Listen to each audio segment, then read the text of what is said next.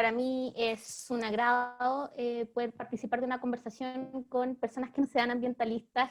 Generalmente yo me muevo en un círculo en que hablamos más o menos siempre lo mismo, entonces salir de eso es siempre un diálogo que seguro es fructífero y seguro es interesante, y para mí es de nuevo un honor, y agradezco mucho la invitación. Yo les voy a dar una visión del desarrollo sostenible desde el ambientalismo, que es un poco la carrera que yo he hecho en ya muchos, más de los años que se me vienen a la cabeza de experiencia que tengo.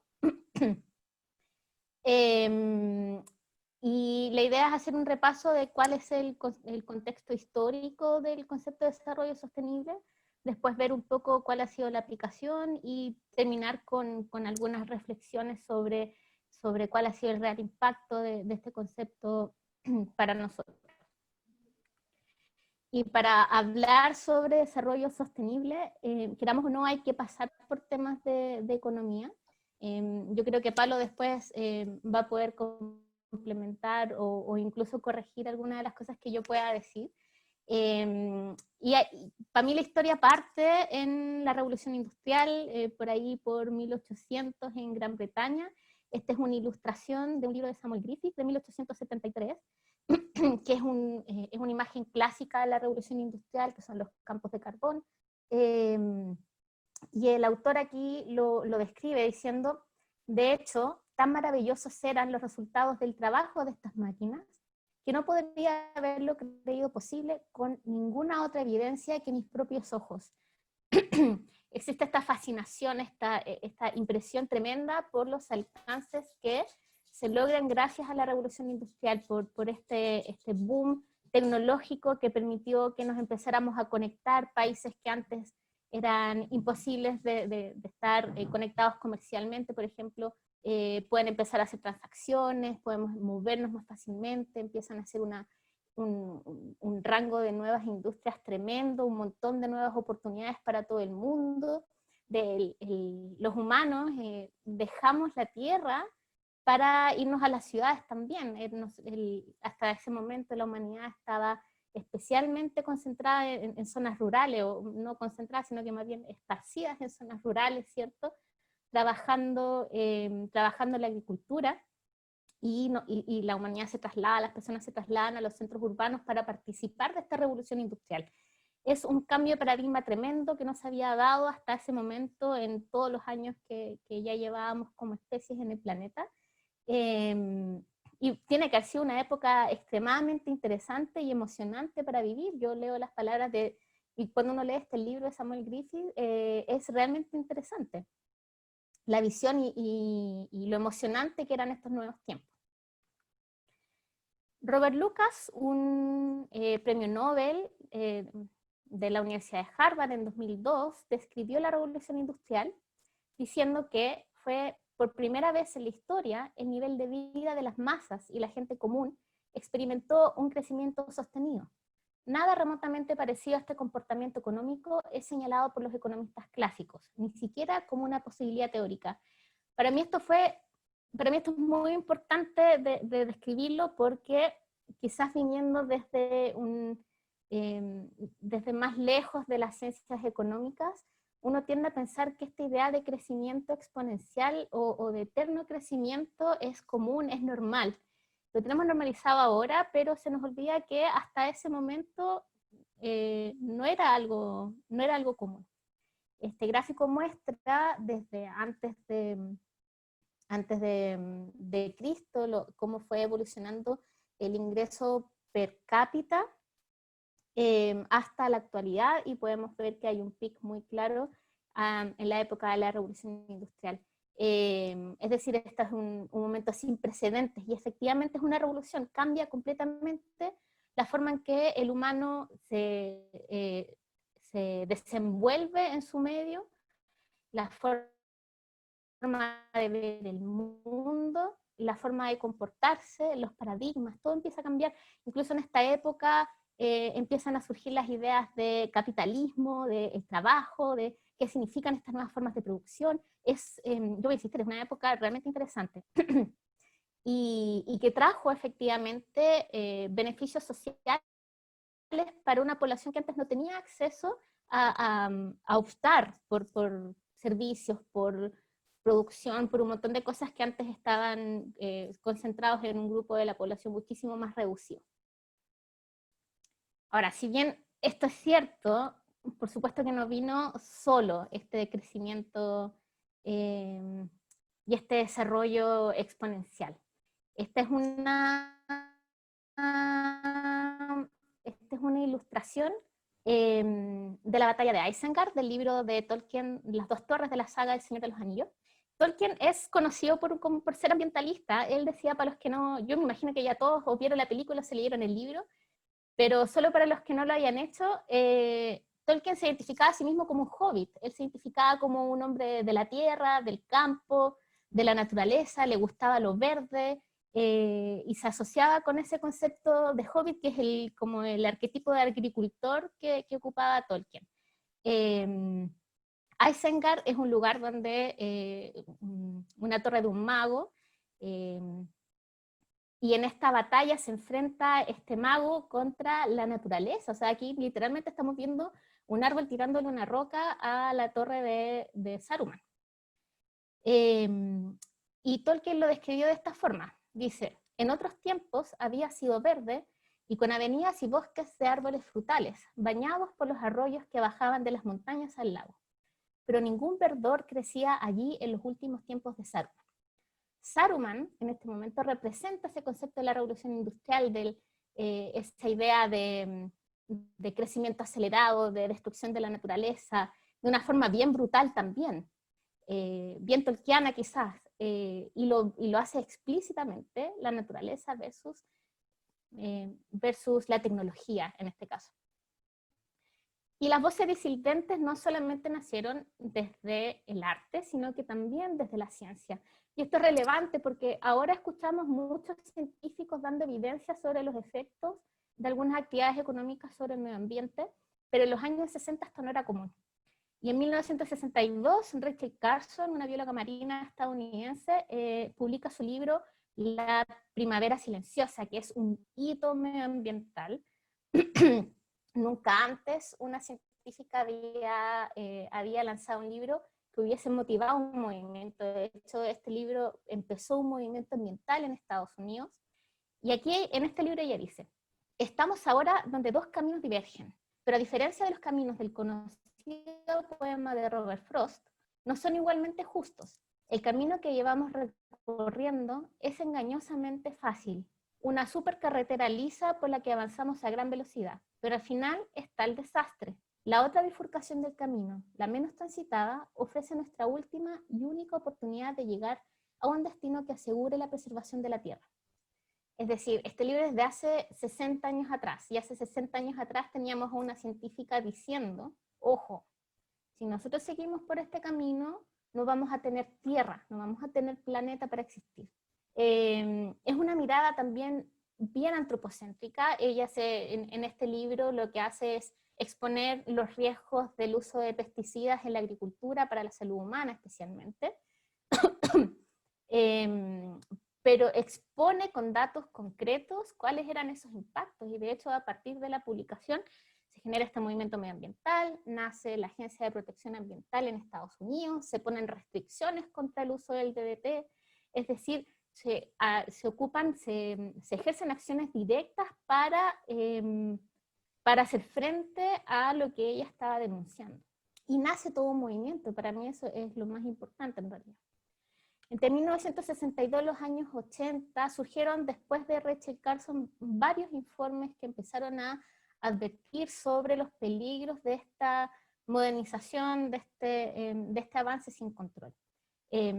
Pero uno de los hitos más importantes, diría yo, es, especialmente para el desarrollo sostenible, es el reporte Brundtland, que fue elaborado por Gro Harlem Brundtland, una política noruega, que tiene como nombre formal nuestro futuro común, pero es más conocido como el reporte Brundtland. Y aquí ella dice, está en manos de la humanidad hacer que el desarrollo sea sostenible para asegurar que satisfaga las necesidades del presente sin comprometer las capacidades de las futuras generaciones para satisfacer las propias. Entonces, volvemos a esta idea de que tenemos que hacer algo, porque nuestro desarrollo no está siendo compatible con el medio ambiente, e incorpora esta idea de justicia transgeneracional, ¿cierto? Es decir, que es una idea ya muy repetida y que me parece que es muy necesaria también. ¿Qué mundo le estamos dejando a nuestros hijos, a nuestros nietos? Que es esta idea de supervivencia humana, ¿cierto? De que no es solamente la hora lo que importa, sino que también hay un después, y qué pasa en ese después. Y que nosotros como seres humanos nos tenemos que hacer cargo de eso. Este informe es súper relevante porque es la primera vez que se ocupa el concepto de desarrollo sostenible de manera formal, y esta idea que propone Brundtland es tan precisa que hasta el día de hoy se sigue usando sin mayores modificaciones. Es un concepto bien consistente, bien concreto. Tanto es así que a partir del reporte de Brundtland, que en el 92 se hizo la cumbre de Río de Janeiro. Esta cumbre fue también un hito junto a muchos países que estaban interesados en ver qué hacemos con toda esta evidencia que está empezando a surgir. Cuando más y más personas y más instituciones, más estados se están interesando por hacer algo al respecto. Aquí se firma un acuerdo, una declaración de principios más bien, y yo aquí les pongo dos principios que me parece que son los más interesantes. El principio número 1 dice, los seres humanos constituyen el centro de las preocupaciones relacionadas con el desarrollo sostenible. Tienen derecho a una vida saludable y productiva en armonía con la naturaleza, es decir, el hombre como centro de esta idea de desarrollo. Y además tenemos un derecho a una vida saludable y productiva. O sea, como un derecho a ser productivo, que para mí es muy interesante. Y el principio número 4 que dice, para alcanzar el desarrollo sostenible, la protección del medio ambiente debe ser parte del proceso de desarrollo y no puede ser considerado por separado. En ese momento el medio ambiente era una externalidad, positiva o negativa, pero externalidad. Ahora bien, si bien este principio se estableció en el 92, cuando yo estudié en los años 2000 medio ambiente, todavía se seguía hablando del medio ambiente como externalidad. Ha sido una idea muy, muy difícil de incorporar a las acciones y a la productividad humana en general. Lo seguimos viendo como algo aceptado. Yo creo que ahora recién estamos empezando a considerarlo como algo mucho más interno. A partir de la cumbre de Río nace la Agenda 21, y desde la Agenda 21 nacen los Objetivos de Desarrollo Sostenible, o ODS. Los ODS son 17 objetivos que tienen que ver con medio ambiente, temas sociales y económicos, y que son una especie de camino o de guía para que los estados vayan poniéndole límites, pero también ciertos énfasis a sus propias políticas públicas, a sus propias leyes, para fomentar esta idea de desarrollo sostenible. Los objetivos, estos ODS, han sido bien paradigmáticos en el mundo ambiental. Les ha costado bastante permear y han tenido algunas complicaciones, especialmente debido a que son muy difíciles de medir. No hay indicadores cuantificables que permitan hacerle un seguimiento consistente, pero ya a esta altura se ha logrado establecer algunos buenos indicadores. Pero además de eso, cada país puede implementarlos de la forma en que mejor le plazca.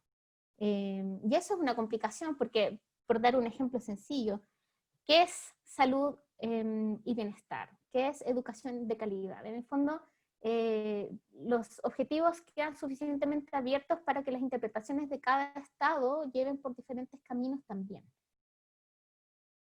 Y bueno, una de las contradicciones que nace con todo este camino, con toda esta idea de que tenemos que generar un desarrollo sostenible, es que mientras eso está ocurriendo, en paralelo, todas nuestras tendencias económicas empezaron a aumentar exponencialmente desde 1950 en adelante, digamos, después de la Segunda Guerra Mundial. Empezamos a tener mayor consumo de fertilizantes, producir más papel, más turismo, nos empezamos a mover, más población en las ciudades, más uso de energía, de agua, etcétera, que son cosas que nosotros naturalmente asociamos con una economía sana, ¿cierto? Una economía que crece, que se desarrolla.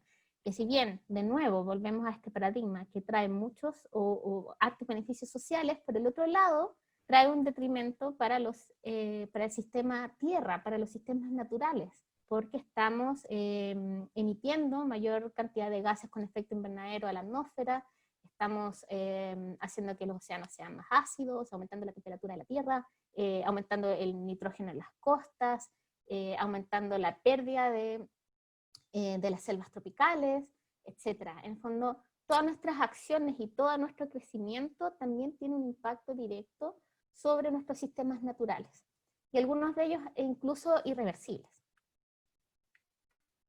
Voy a poner un ejemplo, algunos ejemplos un poco más concretos, quizás aterrizados. Esta foto la saqué yo en el 2018, en una salida que tuve al Cajón del Maipo, y me impresionó porque se me acercó esta lagartija, me miró, posó para la foto, yo encantada, le saqué una foto, la subí a mis redes, estaba tan contenta porque hacía tanto tiempo que yo no veía una lagartija, hace mucho tiempo que yo no iba a una zona urbana, perdón, una zona rural, digamos, alejada de casas, de urbanizaciones, y me acordé que cuando yo era chica, yo crecí en la comuna de Macul, en los años 80, una comuna súper urbanizada, y yo tengo recuerdo de que en la pandereta de mi casa de vez en cuando aparecía alguna lagartija y yo podía jugar con la lagartija y no era algo tan extraño de ver. Yo no creo que los niños ahora crezcan viendo lagartijas en sus patios, creo que están menos expuestos a una serie de animales que antes para nosotros eran más comunes. Y eso es un impacto de que nuestra ciudad ha ido creciendo y les hemos ido quitando espacio a estas especies, a nuestra flora y a nuestra fauna nativa. Hay un cambio de uso de suelo que tiene un impacto directo en los ecosistemas terrestres que estamos eliminando por ese cambio de uso de suelo. Aquí hay un par de ejemplos un poco más concretos. En las fotos de la izquierda vemos el retroceso del glaciar Colgante el Morado, que está en el Cajón del Maipo desde el 2010 al 2017, que es bien evidente cómo ha disminuido las capas de nieve. Hemos tenido menos nieve sólida, menos precipitación sólida en nuestra cordillera. Y esto no es solo porque el glaciar El Morado es precioso, yo nunca fui para allá antes de esta época, y siento que me perdí este espectáculo de la naturaleza. Y no es solo por eso el problema, sino que además los glaciares de nuestra cordillera en la zona central nos abastecen a nosotros de agua para regar, de agua para tomar, de agua para una serie de otros servicios ecosistémicos que son importantísimos, como regulación térmica, etc. Y en las fotos de la derecha tenemos, se puede ver claramente cómo ha ido perdiendo el verdor el bosque esclerófilo de la zona central. Y esto es un rango de tiempo bastante corto, o sea, del 2017 al 2020. Y a pesar de que en el 2020 tuvimos un invierno con lluvias normales, digamos, aún así estos ecosistemas no pueden recuperarse después de tantos años con una sequía tan intensa.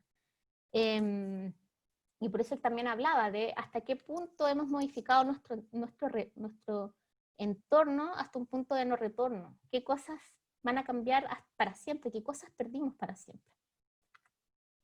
Un último ejemplo es, no sé si aquí se acordarán, pero yo también con mi familia viajábamos todos los años a La Serena de vacaciones en auto, y yo tengo recuerdo que en el parabrisas quedaban mosquitos. Yo me acuerdo de eso. Y ahora ya no tenemos mosquitos en los parabrisas, y eso puede ser una bendición para lavar el auto, para mantener el parabrisas, pero resulta que los insectos en general son una fuente, son extremadamente necesarios para la polinización de nuestra flora, o sea, son necesarios para los alimentos, por ejemplo, son necesarios por un montón de funciones de nuestros ecosistemas, y de repente empezaron a desaparecer y no nos dimos ni cuenta. Y esto no es solamente una idea, no es solamente los recuerdos de una niña que tiene muy buenos recuerdos de infancia, sino que hay datos empíricos que hablan de que desde el año 1500 hasta la actualidad, por ejemplo, el porcentaje acumulado de especies extinguidas ha aumentado exponencialmente, tanto para anfibios, mamíferos, aves, reptiles y peces. Entonces no es una idea nada más, no es un recuerdo, esto está pasando, estamos frente una extinción masiva de especies. Y por el otro lado, desde 1980 hasta esta época, tenemos una disminución en la supervivencia de las especies desde 1980. Estos son datos del Panel Intergubernamental de Ciencia para la Biodiversidad y Ecosistemas, el Servicio Ecosistémicos, perdón, o el IPBES, que es un panel de científicos expertos que han recabado muchos datos para entregarnos a nosotros esta información bien condensada. Para mí una de las cosas que más pena me da es cuando veo los corales. Los arrecifes de corales debe ser uno de los ecosistemas más maravillosos del mundo. Yo también solamente los he visto en video. Son bellos y además ofrecen, son refugio para una cantidad inconmensurable de especies marinas, y permiten la vida en el planeta, y lo estamos perdiendo a un ritmo bastante acelerado y muy preocupante. Pero quizás están tan lejos que pensamos que da lo mismo o que no nos va a afectar, pero resulta que todos estos ecosistemas también relacionan entre sí. Mi mamá el otro día me contó de un video que vio, y que es muy bueno, porque cuenta cómo los vientos desde el desierto de Sahara traen sedimentos hacia el bosque de la Amazonía, y permiten la polinización del bosque de la Amazonía. Entonces, un territorio tan infértil, que para nosotros además es muy lejano, se relaciona íntimamente con un ecosistema que está en nuestro propio continente, y además permite la vida en la Tierra. Entonces, todas estas cosas que parecen estar desapareciendo de a poco, tienen un impacto bien real en todos nosotros. Esta es una imagen quizá un poco más común. La temperatura de la Tierra está aumentando también consistentemente desde 1960 en adelante. Ya llevamos un poco más de 1 grado de temperatura promedio que ha aumentado. Si seguimos tal cual, la temperatura promedio en el planeta podría llegar hasta los 3-4 grados incluso, lo cual es muchísimo. Y que el aumento de la temperatura también tiene una relación directa con la pérdida de ecosistemas, tiene una relación directa con nuestro propio bienestar. Entonces, con todo esto, por supuesto que empezaron a surgir voces que empezaron a cuestionar el concepto de desarrollo sostenible. Este año salió este paper que habla sobre el impacto de las metas de las ODS, de las metas de desarrollo sostenible, y dice: mientras que la mayoría de los países avanzan bien hacia los ODS ambientales, es decir, se supone que están aumentando su performance en temas ambientales, esto tiene poca relación con la conservación real de la biodiversidad, y en cambio representa mejor el desarrollo socioeconómico. Si esto continúa, los ODS probablemente servirán como una cortina de humo para más destrucción ambiental a lo largo de la década. Es decir, en palabras quizás más sencillas, nos estamos mintiendo a nosotros mismos.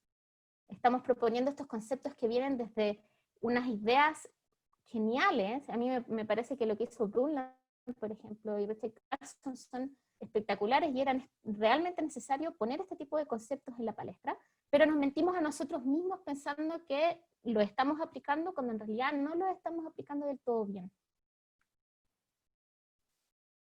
En 1976, Heinrich Böll, un alemán que le da el nombre a la fundación para la cual yo trabajo, dijo que detrás del hermoso término crecimiento, tomado prestado del mundo del orgánico, se encuentra una ideología implacable en la que valor significa valor material. Nosotros, también lo dijo Manfred Magnif en su momento, un economista chileno, que me imagino que ya todos ustedes lo conocen, también dijo: el crecimiento no necesariamente es desarrollo, y el desarrollo no necesariamente implica un crecimiento. Tenemos que empezar a cuestionarnos esa idea. ¿Qué es lo que nosotros damos? ¿Cuál es la idea que nosotros tenemos de éxito, por ejemplo? ¿Siempre es más importante que una empresa crezca para tener éxito? ¿Es eso siempre necesario? Aquí lo planteo como una pregunta desde toda mi bagaje ambiental, no económico.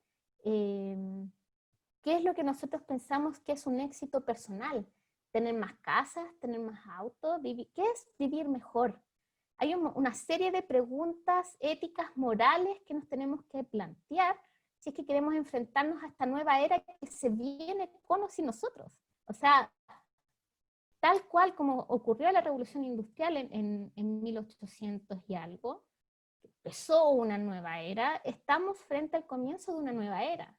Y va a ser nuestro rol identificar cómo lo vamos a plantear, cómo nos vamos a plantar nosotros frente a esta nueva era.